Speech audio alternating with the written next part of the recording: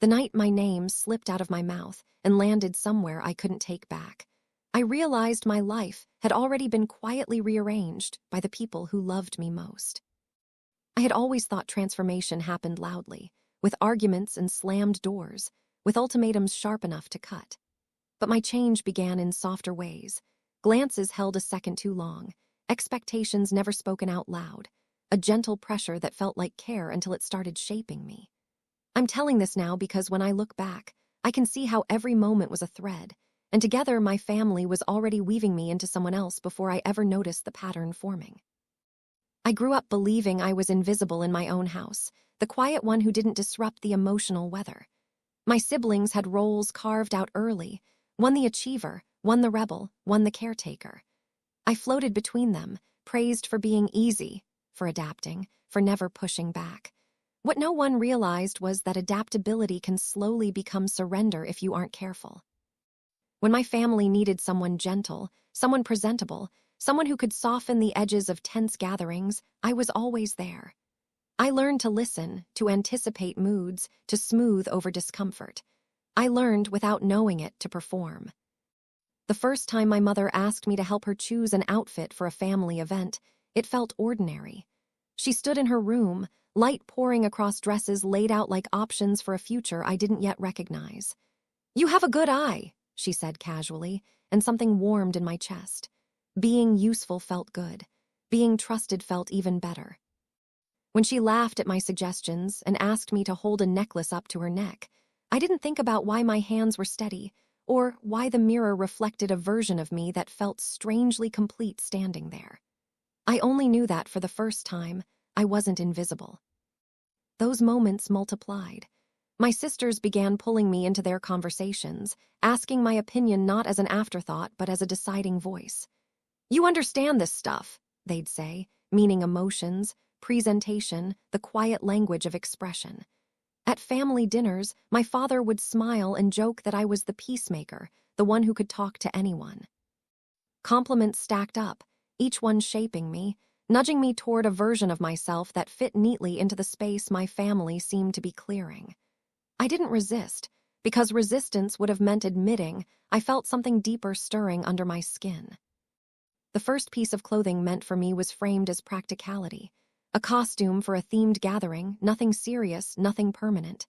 "You'll pull it off better than anyone," my sister insisted, already holding it up as if the decision had been made by fate instead of people. When I laughed nervously, they laughed too, but their laughter held confidence, trust, expectation. I told myself it was harmless. I told myself it was temporary. What I didn't tell myself was how my heart raced when I was alone with it, how the fabric felt like permission rather than disguise. Standing in front of the mirror that night, I didn't see shock or embarrassment. I saw recognition. My reflection looked back at me with a softness I had always carried inside but never allowed to surface. I remember thinking almost accusingly, why does this feel like relief? That question scared me more than the clothing ever could. I changed back quickly, folding everything neatly, returning it like borrowed confidence. But the feeling stayed, humming under my skin, waiting. My family didn't push. They didn't need to. They simply noticed how relaxed I seemed when I stepped into that role, how I smiled without being asked, how my voice softened naturally. They praised it, encouraged it, built a narrative around it that sounded like care. "You're happier like this," my mother would say gently, not as a command but as an observation. And maybe she was right. The problem was that happiness came tangled with fear. Fear of losing myself. Fear of discovering who I really was if I stopped pretending this was all for them. I began to feel like a character everyone else understood better than I did. Each choice felt less like mine, yet I kept making them because they brought peace to the house. When I hesitated, someone would remind me how well I fit, how natural it seemed. Love can be persuasive when it's wrapped in approval. I started wondering whether I was being guided or quietly rewritten. By the time I realized my family wasn't just accommodating a side of me, but actively shaping it, the line between encouragement and expectation had blurred beyond recognition. And the most unsettling part was that a piece of me wanted to follow where they were leading, even as another part whispered that I might disappear along the way. I didn't realize how deeply the shift had taken hold until the day my family stopped asking and started assuming. And the most unsettling part was that I corrected myself before I ever corrected them. What had begun as occasional moments slowly turned into a rhythm, and rhythms are dangerous because they feel natural even when they're changing you. Clothes that were once just for special occasions became suggestions for regular days at home. My sisters would leave things folded on my bed with a casualness that made refusal feel dramatic. "Try this, it'll suit you," they'd say, already walking away, as if my agreement was implied. I told myself it wasn't forced, because no one raised their voice. But pressure doesn't always shout. Sometimes it smiles and waits. The mirror became both my enemy and my confession booth. Each time I stood in front of it, I searched for the boy I used to be, like proof that I could still go back if I wanted. But what stared back at me was someone softer around the edges, someone my family reacted to with warmth and pride. They'd tilt their heads, adjust a sleeve, comment on how right it looked. Words like that carry weight. Right, natural, better. Slowly, without a meeting or an announcement, my role in the family shifted. I wasn't just the adaptable one anymore. I was the one they styled their expectations around. At gatherings, I was positioned carefully, next to relatives who needed calming, near children who needed patience. My mother would introduce me with a tone that felt curated, like she was presenting a version of me she'd helped create. I noticed how conversations changed when I entered them, how people softened, how my presence seemed to smooth the atmosphere. That approval felt intoxicating. I had spent my life trying not to take up space, and suddenly I was being praised for how I filled it. Letting go of that felt impossible. But inside, the questions grew louder. Was I choosing this, or was I being chosen? Every time I tried to imagine saying no, my chest tightened. I pictured disappointment, confusion, the subtle withdrawal of affection. No one threatened me with it, which somehow made it worse. Love was never removed, just redirected toward the version of me they preferred. I started monitoring myself unconsciously. How I sat, how I spoke, how I reacted. Because the more I aligned with their expectations, the smoother everything became. Comfort became the currency, and I kept paying with pieces of myself. There was a moment late one evening when my mother sat beside me and brushed my hair back gently, not as a stylist but as a parent. "You seem more at peace lately," she said quietly. Her voice wasn't manipulative. It was sincere. That sincerity broke me in ways anger never could have. I wanted to tell her that peace can coexist with confusion, that relief doesn't always mean resolution. But instead, I nodded, because nodding preserved harmony. And harmony had become my responsibility. The deeper the transformation went, the harder it became to remember where it had started. My name was said differently, shortened, softened, reshaped into something that felt almost new. I noticed how quickly I responded to it, how my body recognized it before my mind did. That scared me. Not because it felt wrong, but because it felt easy. Ease can erase boundaries if you're not watching closely. And I wasn't watching closely anymore. I was tired. I was drifting. There were nights I lay awake, staring at the ceiling, bargaining with myself. I told myself this was temporary, that I was just exploring, that I could step back whenever I wanted. But every morning, the expectations returned, neatly folded and waiting. And every morning I stepped into them because the alternative felt like chaos. I wasn't being forced into silence. I was choosing quiet over conflict. Yet the cost of that quiet was starting to echo inside me, a hollow space where certainty used to live. What unsettled me most was the realization that my family truly believed they were helping me become myself. In their eyes, this wasn't control, it was care. And how do you argue against love when it's convinced it knows you better than you know yourself? I felt split between gratitude and grief, between acceptance and loss. I was becoming someone my family adored, and I couldn't tell if that someone was finally me or someone I was learning to inhabit too well. This part of my story is where everything deepened. The affection, the confusion, the quiet reshaping of my identity that no one ever labeled but everyone participated in. It's where I started to understand that transformation doesn't always come from a single decision, but from 1,000 small ones made to keep the people you love close. The moment I understood that this wasn't just something happening around me, but something happening to me came quietly, without drama, on a morning that looked exactly like every other morning. And that ordinariness is what made it terrifying. I was standing in the hallway, half awake, when my sister glanced at me and said, "You look better like this," as if she were commenting on the weather. No hesitation, no explanation. Just a statement placed gently into the air and left there to settle. I nodded automatically, not because I agreed, but because my body had learned how to keep things moving smoothly. That nod felt heavier than any argument ever could have. It felt like consent given without fully understanding the contract. By then, my days had begun to organize themselves around expectations that were never formally discussed. There was no announcement, no family meeting where they explained who I was becoming. Instead, there were patterns, subtle ones. I was expected to help with things I had never been asked to help with before, expected to present myself a certain way when relatives visited, expected to represent a kind of calm, polished presence that my family seemed increasingly proud of. Compliments followed me like guideposts, always pointing in the same direction. "You carry yourself so well. You make things feel nicer. You bring a softness into the room." Softness. That word followed me everywhere. At first, I clung to the idea that I was still in control because no one had ever said the word must. But control doesn't disappear all at once. It erodes. It fades under repetition. Each time I adapted, it became easier to adapt the next time, until adapting felt like my natural state. I noticed how quickly discomfort passed if I leaned into what was expected of me, how tension evaporated when I aligned myself with the version of me my family already seemed to recognize. Resistance, on the other hand, lingered. It made rooms feel colder. It made conversations shorter. I learned, unconsciously, which version of myself kept the house warm. There was a strange intimacy to the way my family guided me. My mother would stand behind me, adjusting something small, her hands careful, familiar. My sisters spoke about me as if I weren't fragile but valuable, something precious they were protecting, refining. "We're just helping you," they'd say, and I believed them because they sounded so certain. That certainty made my doubts feel childish, selfish, even ungrateful.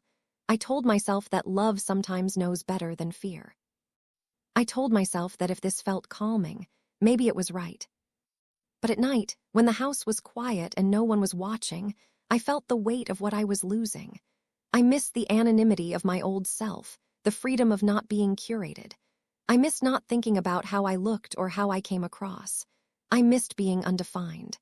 The new attention felt warm during the day and suffocating in the dark. I would sit on my bed and try to remember when the last time was that someone had asked me what I wanted, instead of telling me how well I fit into what they'd imagined. The silence never answered. The most confusing part was how much of this version of me felt real. That was the twist I hadn't prepared for. I wasn't acting. I wasn't pretending. The emotions I felt were genuine: pride when my family smiled, comfort when things felt aligned, a strange sense of relief when I stopped fighting the current. That made the internal conflict sharper, not softer. If this was all wrong, why didn't it feel wrong all the time? Why did stepping into this role feel like exhaling after holding my breath for years? I started noticing how others responded to me differently too. Friends paused before speaking, choosing their words with care. Strangers smiled more easily. Conversations flowed in ways they never had before. It was as if the world had been waiting for me to soften, and once I did, it opened its arms. That acceptance was intoxicating, and I hated myself a little for how much I wanted it. I wondered if my family saw this too, if they believed they were simply guiding me toward a place where I would be treated better, understood more gently. If that was their intention, how could I call it anything but love? Still, there were moments when the truth pressed in on me, sharp and undeniable. Like the day I caught my reflection unexpectedly, not posed, not prepared, and felt a jolt of disorientation. For a second, I didn't know who I was looking at. That pause, just a heartbeat long, filled me with panic. Identity isn't something you notice when it's intact. You only feel it when it starts to shift under your feet. I stood there longer than I meant to, searching my own face for answers it refused to give me. I began to realize that my family wasn't trying to erase me. They were trying to complete a picture they believed had always been unfinished, and maybe that's why it was so hard to object. They weren't asking me to become someone else. They were telling me I already was someone else, and that they had simply been waiting for me to see it. That kind of certainty can be overwhelming. It can make your own questions feel like betrayal. There were times I almost spoke up, almost asked for space, almost admitted that I didn't know who I was anymore. But each time something stopped me. Fear, yes, but also loyalty. I didn't want to disrupt the balance we'd found. I didn't want to disappoint them. And if I was honest with myself, I didn't want to lose the version of me they seemed to cherish so deeply. I worried that if I pulled away, that warmth would go with it, leaving me colder than before. So I stayed. I adjusted. I learned. And with every small choice, the distance between who I had been and who I was becoming stretched wider until crossing back felt impossible. I wasn't trapped, not technically. The door was never locked. But emotional doors can be heavier than physical ones, and by then, mine felt bolted shut by love, expectation, and the quiet fear of standing alone. This was the longest stretch of my transformation, the part where nothing dramatic happened on the surface, but everything changed underneath. Where identity didn't shatter but slowly reassembled itself into a shape that fit everyone else first. And even now, when I look back at that time, I can't say with certainty whether I was being shaped against my will or discovering myself through others' eyes. All I know is that by the end of it, I could no longer tell where their vision ended and mine began. There's a particular kind of fear that arrives not as panic but as clarity, and it settled into me the day I realized my family no longer spoke about my future as something uncertain. They spoke about it as if it were already unfolding, inevitable, gently guided into place. I heard it in the way plans were phrased. When, not if. When you do this. When you go there. When you continue like this. Each sentence assumed continuity, and every assumption tightened the invisible thread around my chest. By then, I had learned how to move through the house without disrupting its emotional gravity. My steps were quieter. My tone was measured. I chose words the way someone chooses fragile glass, careful not to chip the edges. I noticed how easily praise came now, how naturally affection followed when I stayed within the boundaries that had been drawn without ink. It felt like being rewarded for obedience, except no one ever used that word. They used words like growth and comfort and becoming. Words that sounded hopeful, generous, even liberating.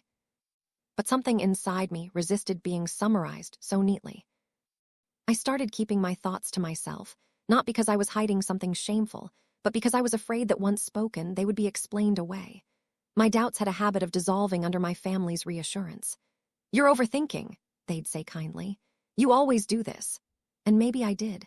Maybe questioning was just another flaw they were helping me smooth out.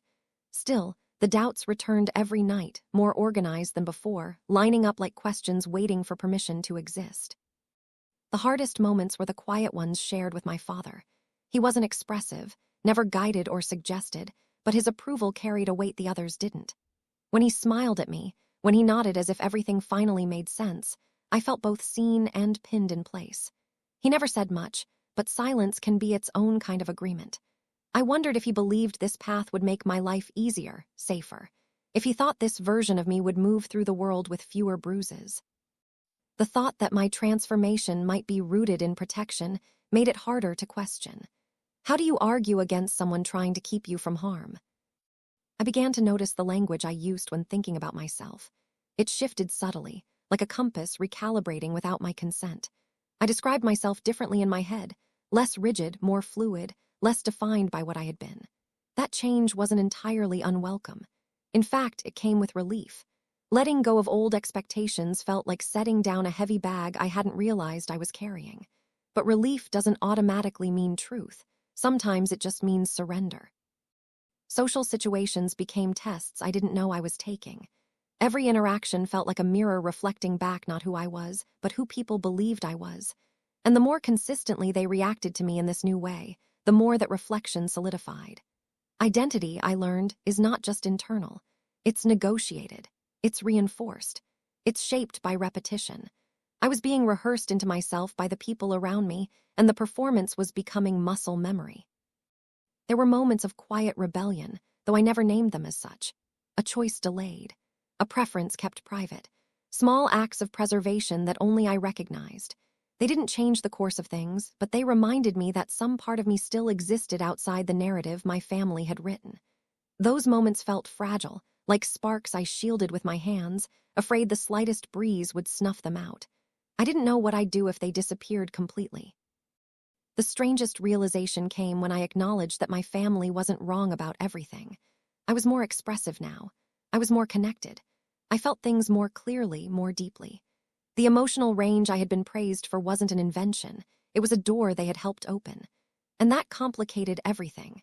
Because now the question wasn't whether this path was imposed, but whether it was intertwined with something true I had never allowed myself to explore. That ambiguity haunted me. It still does. I started to wonder if identity could be both discovered and directed at the same time. If it was possible to find yourself while being guided by others. Or if guidance inevitably turns into control once it stops allowing detours.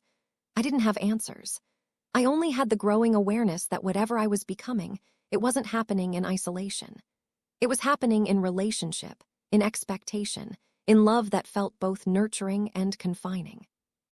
By the end of this part of my journey, I understood something fundamental. My fear wasn't about becoming someone new. It was about losing the right to decide who that someone was. And as long as my choices continued to align with what my family already believed, that question would remain unanswered, hovering just beyond reach. I used to believe that if something truly mattered, it would announce itself loudly inside me, unmistakable and urgent, but the truth was far quieter and far more dangerous. The most important changes in my life happened while I was trying to keep everyone else comfortable. By the time I reached this part of my journey, the transformation no longer felt like a series of moments. It felt like an environment I was living inside, a climate my thoughts had adapted to without my permission.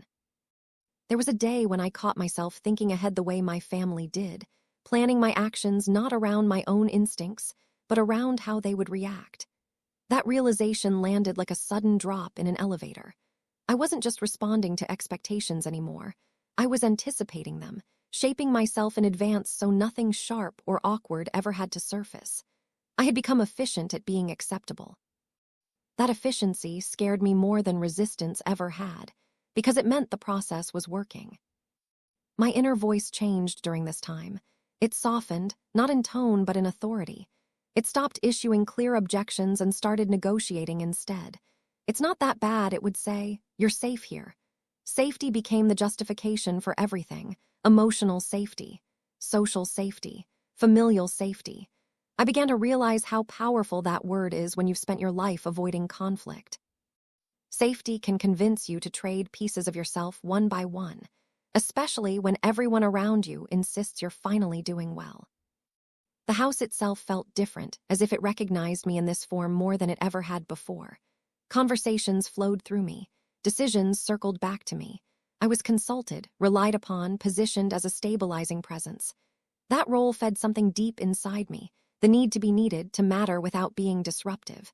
And yet, every time I fulfilled that role, it tightened around me like a perfectly fitted glove. Comfortable, yes, but difficult to remove. I noticed how my family spoke about me when they thought I wasn't listening. Their words weren't cruel or mocking. They were admiring, almost relieved. As if they believed they had finally unlocked the version of me that made sense. That belief became a kind of quiet contract. They had invested in this version of me, emotionally and socially, and I felt responsible for honoring that investment. The idea of pulling away felt like betrayal, not just of them, but of the peace we had built together.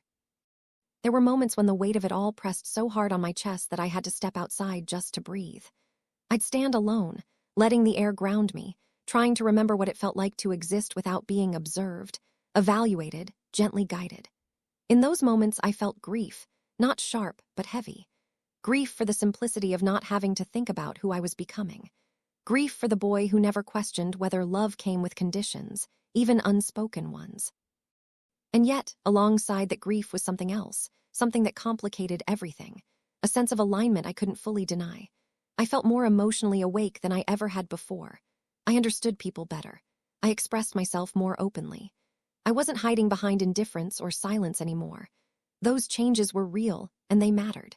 They made me wonder if the path I was on, however uncomfortable, had unlocked parts of me that would have remained buried otherwise.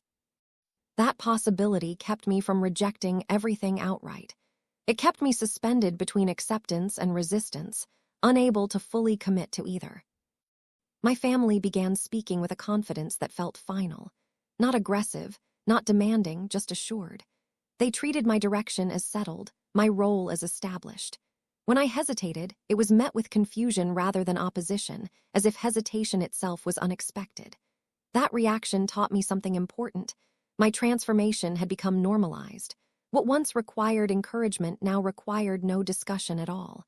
And normalization is powerful. It turns extraordinary change into routine, and routine into identity. I started to feel like my life was being narrated ahead of me, like I was always half a step behind my own story. Decisions were framed as continuations rather than choices. Every path forward seemed pre-lit, already approved. I wondered what would happen if I stepped off that path suddenly, without explanation. Would the world tilt? Would the warmth disappear? Would I be able to carry the weight of that silence if it did? At night, my thoughts looped endlessly. I questioned my own motivations, my own memories. Had I always been this way? Was my family simply seeing something I had been too afraid to admit? Or had their visions slowly replaced my own? The uncertainty gnawed at me, because the answers mattered less than the fact that I no longer trusted myself to find them. That loss of self-trust was the deepest wound of all. I realized then that transformation doesn't always feel like becoming. It can feel like being decided. And even when that decision is wrapped in love, encouragement, and praise, it can still leave you wondering where your own voice went. I didn't hate my family for what was happening. I didn't even blame them. But I began to understand that love, when it's certain, can sometimes drown out the person it's trying to protect. This part of my journey stretched longer than any other because it lived in my head, looping endlessly, unresolved. It was the longest because it was internal, because nothing dramatic happened to mark its end. Just a slow accumulation of awareness, a growing sense that something essential was at stake. I hadn't reached a breaking point yet, but I could feel one forming somewhere ahead, quiet and unavoidable. And that knowledge followed me everywhere, like a shadow I couldn't step away from, reminding me that sooner or later, I would have to decide whether I was willing to live inside someone else's certainty forever, or risk everything to reclaim my own. I don't remember the exact moment when I stopped thinking of this as something temporary, but I remember the feeling that replaced that thought, and it was heavier than fear. It was inevitability. Not the dramatic kind that crashes into you, but the quiet kind that settles into your bones and convinces you that this is simply how things are now. By this point, my life no longer felt like a series of choices. It felt like a river whose current I understood well enough to float in without struggling. And that understanding terrified me, because it meant I had learned how to survive inside a version of myself I hadn't consciously chosen. What changed most during this stretch wasn't my appearance or my role, it was my sense of time.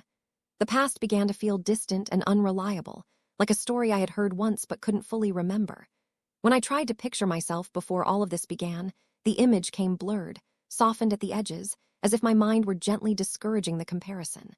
The present, on the other hand, felt extremely vivid. Every reaction, every expression, every expectation landed with clarity. I was acutely aware of how I affected the emotional temperature of a room, how much my family leaned on the version of me they now trusted. That awareness kept me anchored, but it also kept me trapped. My family's confidence had become absolute. They no longer watched me closely to see how I would react. They already knew. They spoke to me as if the uncertainty had been resolved, as if the question of who I was had been answered definitively. And maybe, from their perspective, it had. I fit now. Not awkwardly, not experimentally, but seamlessly. I had become the person who completed the picture rather than complicating it. That seamlessness was praised constantly, and praise, repeated often enough, becomes instruction. I noticed how differently disagreements played out. If I expressed hesitation, it was met with concern rather than resistance, as though something fragile had surfaced unexpectedly.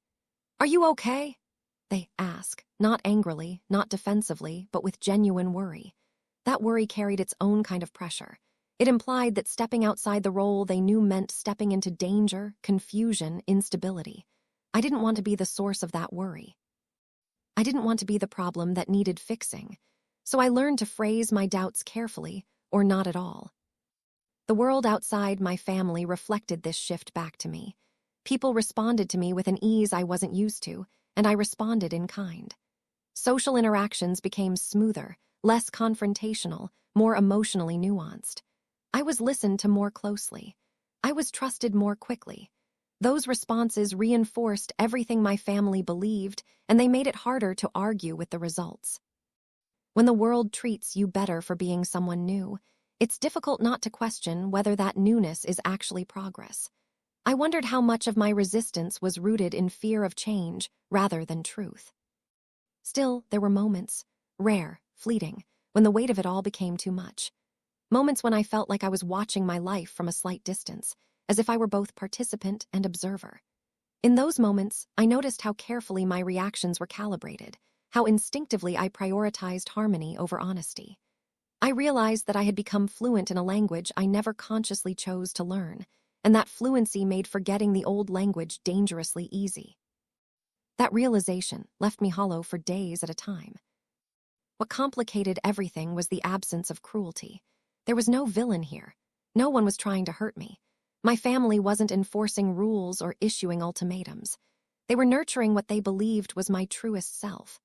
That belief was reinforced by my own moments of peace, my own sense of emotional openness, my own ability to connect more deeply than I ever had before. I couldn't deny that something real was happening inside me.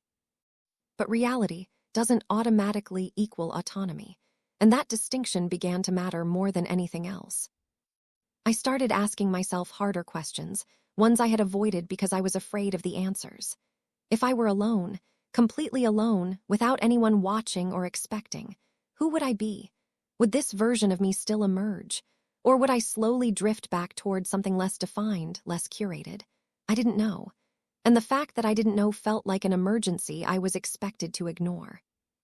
Identity isn't supposed to be a mystery forever, but mine felt like it was being solved externally, while I remained unsure internally. There was a growing sense that my family had begun to see my transformation as complete, even though I felt unfinished. That mismatch created a quiet tension I carried everywhere. They spoke about me with pride, with certainty, with a kind of settled happiness that suggested resolution. I listened and smiled and played my part, while inside I wondered what would happen if I admitted that I was still searching. Would that unsettle everything we'd built? Would it make them doubt not just me, but themselves? I realized that I had become afraid of my own honesty, not because it was dangerous, but because it was unpredictable. Honesty could change things.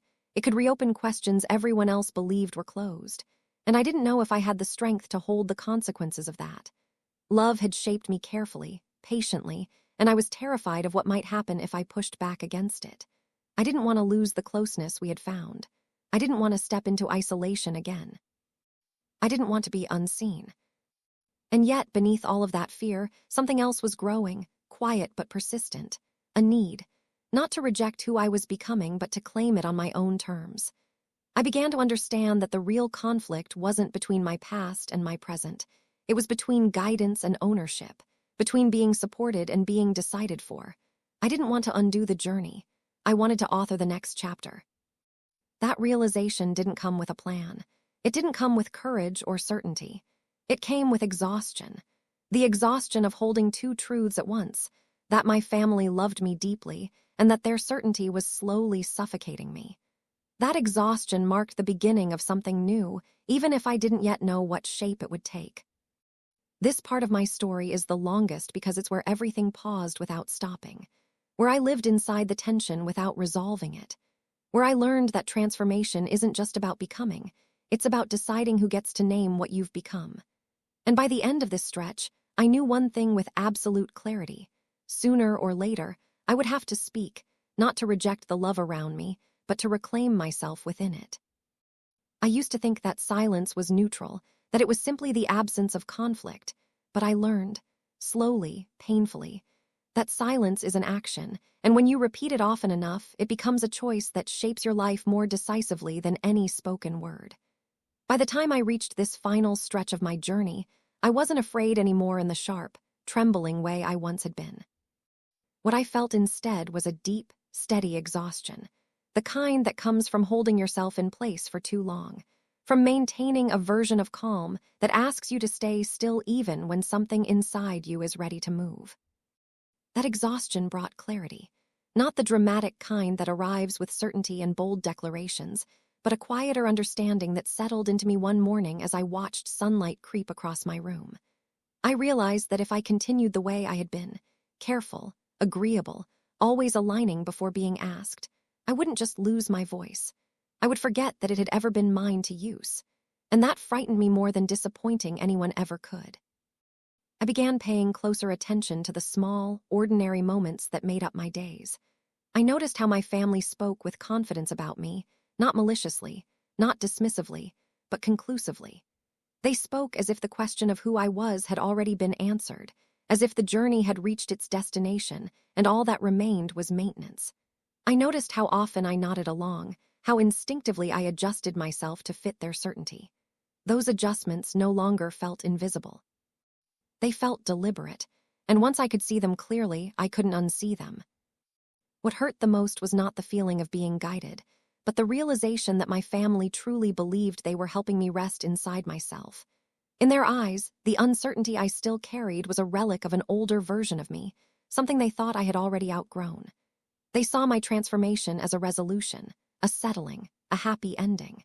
And in many ways, it was a beautiful story, one filled with care, patience, and genuine pride. Admitting that the story wasn't finished felt like pulling a thread they had carefully tied off. I wrestled with the timing for a long time. I waited because I wanted to be sure that what I was feeling wasn't just restlessness or fear masquerading as truth. I waited because I respected them, because I loved them, because I didn't want my honesty to land like an accusation. I waited until the need to speak outweighed the comfort of being quiet. When that balance finally tipped, I knew the moment had arrived, whether I felt ready or not. When I spoke, it wasn't eloquent or dramatic.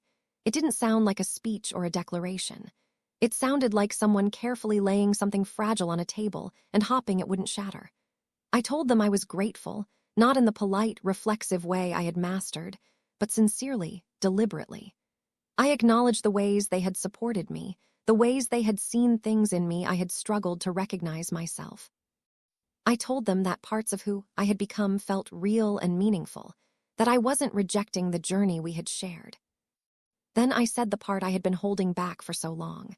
I told them that certainty, even loving certainty, was starting to feel heavy, that I needed room, not to undo anything, not to retreat into who I used to be, but to explore who I was becoming without feeling like the conclusion had already been written. I told them that I was still learning, still listening, still unsure, and that this uncertainty wasn't a failure. It was a necessity. The silence that followed wasn't empty. It was thick with emotion, with surprise, with concern that didn't know where to go yet. I saw the confusion on their faces, the instinctive urge to reassure, to explain, to smooth everything back into place. And for the first time, I didn't rush to make that happen. I let the discomfort exist. I let the questions remain unanswered. That was the bravest thing I had ever done. What I felt in that moment surprised me. I didn't feel exposed or fragile. I felt grounded. Speaking didn't take anything away from the love in the room, it clarified it. My voice, steady and imperfect, anchored me in a way I hadn't realized I needed. I wasn't asking for permission. I was inviting them into a more honest version of the process, one where I wasn't just being guided, but participating. The days that followed were quiet, but different. Not easier, not magically resolved, but altered in subtle, meaningful ways. Assumptions softened. Conversations slowed down. I noticed pauses where there had once been certainty, and those pauses felt like space I could step into without apologizing. Old habits didn't disappear overnight, and neither did expectations, but something essential had shifted. I was no longer moving purely by instinct to please. I was choosing when to lean in and when to pause. I learned that claiming yourself doesn't require rejection. It requires presence. It requires the willingness to stay engaged even when things feel unresolved.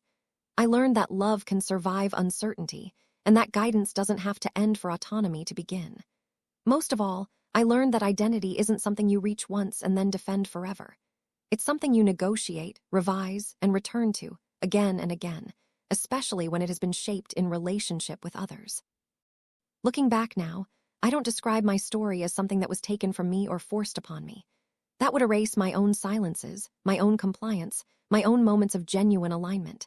But I also don't describe it as something I discovered alone. It was shaped by care, by expectation, by love that sometimes mistook certainty for safety. It was complicated. It still is. but it belongs to me now in a way it didn't before because I chose to step into it with my eyes open. I didn't undo my transformation. I didn't abandon the person I had become. I claimed the right to remain unfinished, to keep asking, to keep listening inward as much as outward. And in doing so, I found something steadier than approval and quieter than rebellion. I found authorship.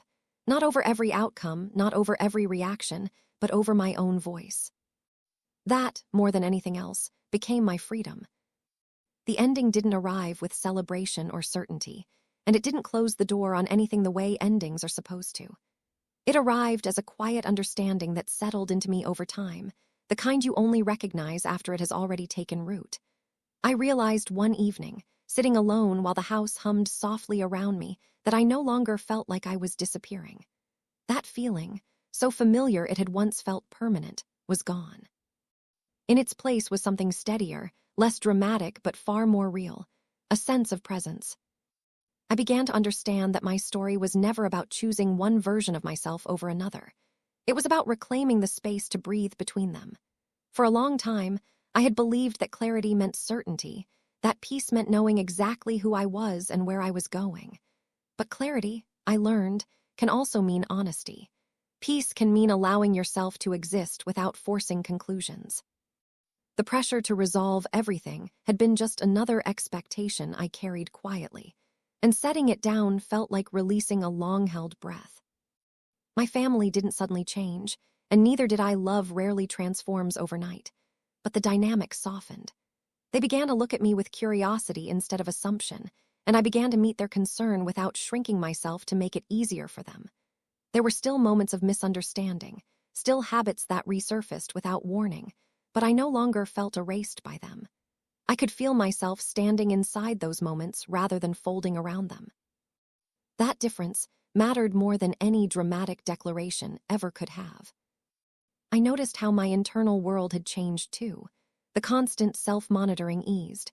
I stopped rehearsing myself in my head before speaking. I let thoughts arrive unpolished, trusting that I could refine them later if needed. I allowed contradictions to coexist, gratitude and grief, comfort and restlessness, belonging and independence. I realized that complexity wasn't something to be solved. It was something to be lived. The most surprising part was how gently life continued once I stopped trying to manage it so carefully. I didn't lose the closeness I feared losing. It shifted, yes, but it didn't vanish. Love proved itself more resilient than my anxieties had given it credit for. I learned that being honest doesn't necessarily push people away. Sometimes it teaches them how to stand beside you more truthfully. When I look at myself now, I no longer search for a definitive answer in the reflection. I don't ask whether I am who I was meant to be or who I was shaped to become. I ask a simpler, kinder question. Do I recognize myself today? Most days, the answer is yes. Not because everything is settled, but because I am present in my own life again. I feel my choices, even the small ones. I hear my voice when I speak. I notice when something doesn't feel right, and I trust myself enough to pause instead of pushing through. This ending isn't a conclusion. It's a permission. Permission to remain unfinished. Permission to change without apology. Permission to hold gratitude without surrendering authorship. I didn't reclaim myself by rejecting my family or denying the journey we shared. I reclaimed myself by stepping into it with awareness, by choosing participation over silence, by letting my voice exist even when it trembled. If there's one thing I carry forward from all of this, it's the understanding that identity isn't something handed to you, even by people who love you deeply. It's something you return to again and again, shaping it as you grow, revising it as you learn. And growth doesn't always look like forward motion. Sometimes it looks like standing still long enough to realize you're allowed to decide where you go next. This is where my story rests, not closed, not resolved, but finally grounded. And for the first time, that feels like enough.